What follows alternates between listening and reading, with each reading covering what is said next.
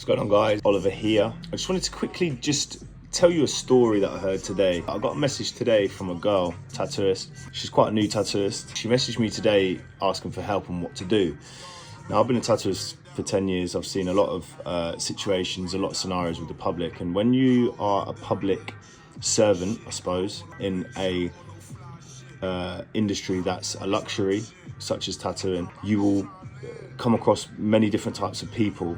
Now, I'm going to go into that a bit later on, but I'll give you the backstory quick. So she had a client. She's a hairdresser, and I'll say what she is because you know, she knows everyone, and this is part of the story. This is part of the situation she's in. So she's a hairdresser. She knows loads of people, and the area that she's from is quite small. It's quite a tight-knit community, so she'll know everyone. Everyone goes to her for hairdressing and stuff like that, right? So that's a bit of the backstory of the client. So the client wanted a tattoo of a word saying "baby" on the back end of her thigh, I think. And as a tattooist, it comes down to if you get altercations with people, it comes down to agreeableness. Men and women tend to deal with situations differently.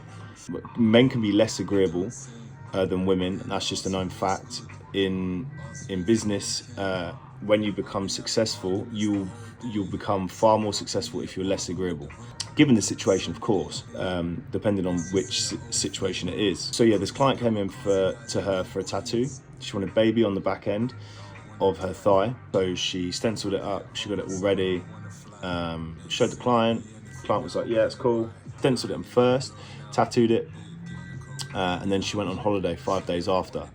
Now, when someone goes on holiday straight after a tattoo, no matter how big or small it is, you've got aftercare instructions to adhere to.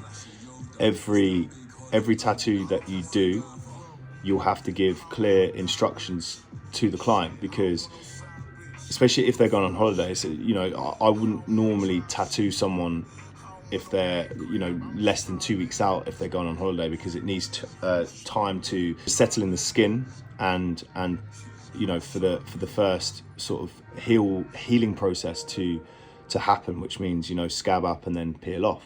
Now, I advise to stay out of the sun for the first month. I advise not to go into any water, submerge your tattoo under, you know, water. I advise them to stay off sunbeds and just generally not, you know, get it soaking wet for the first week, just so it gives a chance for the tattoo to heal. Now, she went on holiday within 5 days of getting this tattoo, and she came back. You know, she was tanned. She enjoyed herself, went in the pool, went in the sea, whatever she did. And she complained about the tattoo not being dark enough for it. It's faded a lot. Now, when you're tanned, the tattoo is going to look like it's faded. I've seen the tattoo healed, by the way. I've seen the picture of the tattoo, and the tattoo is perfect. The execution of the tattoo is very good. It's very clean. There's no blowouts. It's healed pretty much perfectly. She said she wanted it bigger and she wanted it thicker and darker. Now, when you've got a tan, everything looks less contrasted. I'm quite pale, so my tattoos look quite contrasted because, you know, the background of the tattoo, my skin, is quite pale. So if I have a black tattoo, or a color tattoo for that matter, it's going to look more vibrant than someone with a darker pigment level in their skin. So when the tattoo heals, you'll notice, if you've got other tattoos around, you'll notice that say if you've gone for a full sleeve, right, and you've had the bottom half done first, maybe a few months prior, and then you've come up to the top half. The first few months of the tattoo, it's going to look way darker than the rest of the sleeve, because it hasn't given chance for the tattoo to fade yet. Now, that every tattoo fades. When you get a tattoo done, it will naturally, like, your body naturally breaks down the ink over time. That's just what tattoos do. They go deeper into the skin. They become slightly less sharp over time. I'm talking years now. I'm talking like 5, 6, 7 to 10 years. But with tattoo equipment becoming so precise and up in the technology, and the machines are so good on the skin now, the longevity of your tattoos will be a lot better.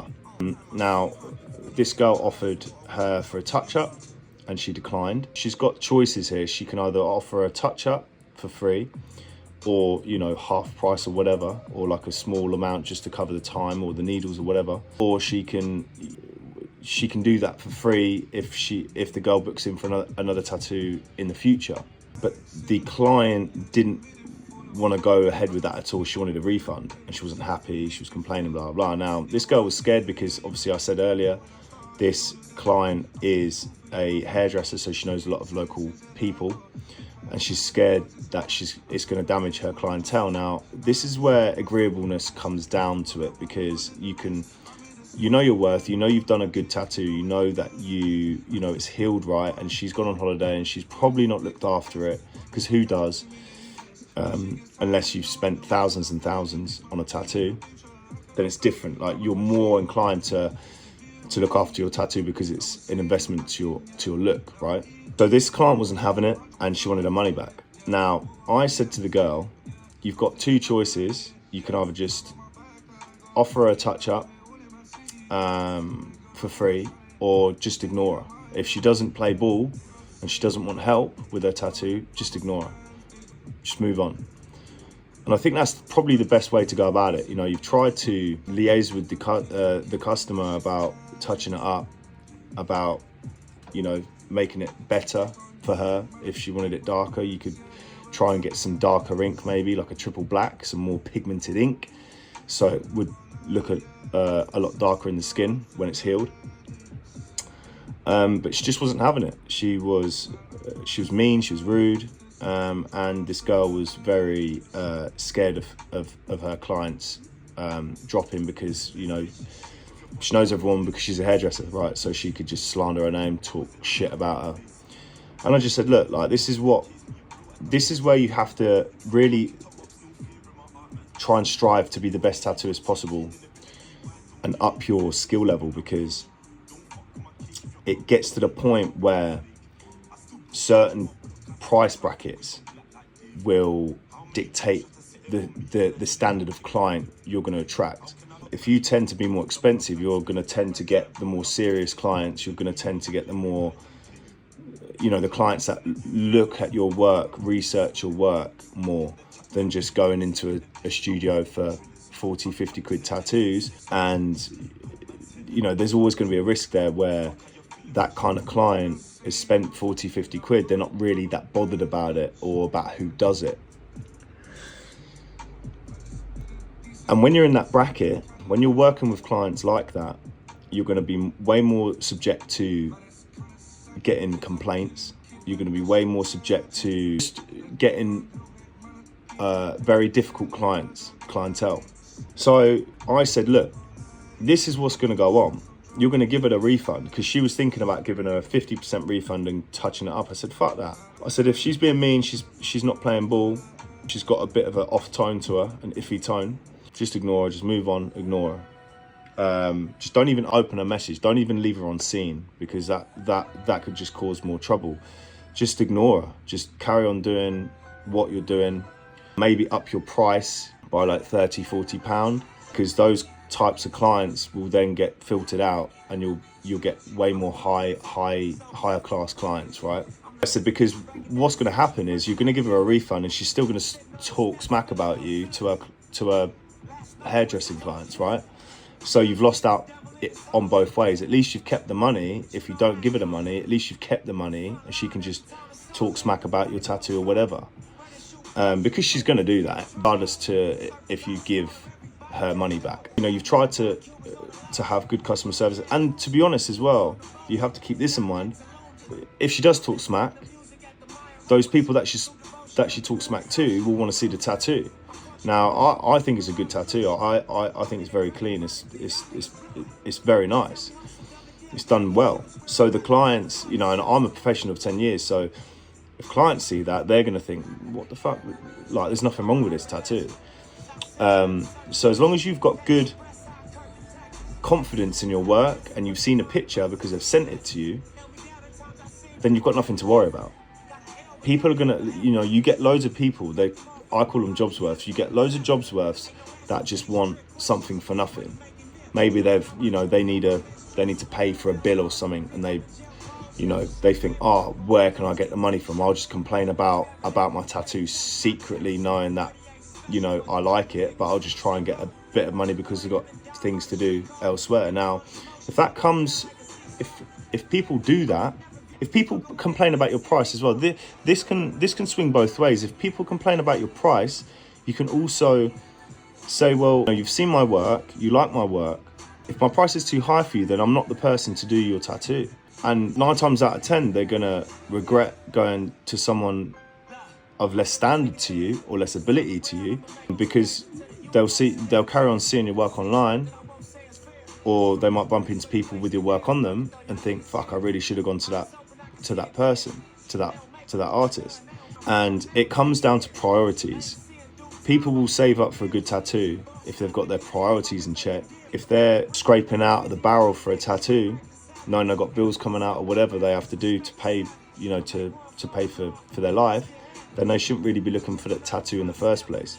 But never sell yourself short, because if you're confident in your work and you're confident in your skill, you should never drop your price for anybody. If they really want to get a tattoo by you, that's going to be on them forever.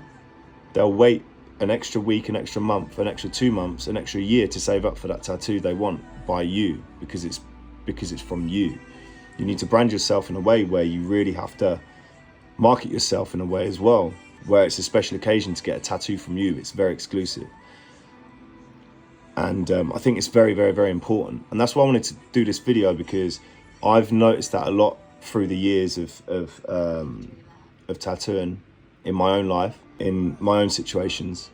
I wouldn't price yourself, like, you really have to think about your skill level. What are the people, do some research on the local area.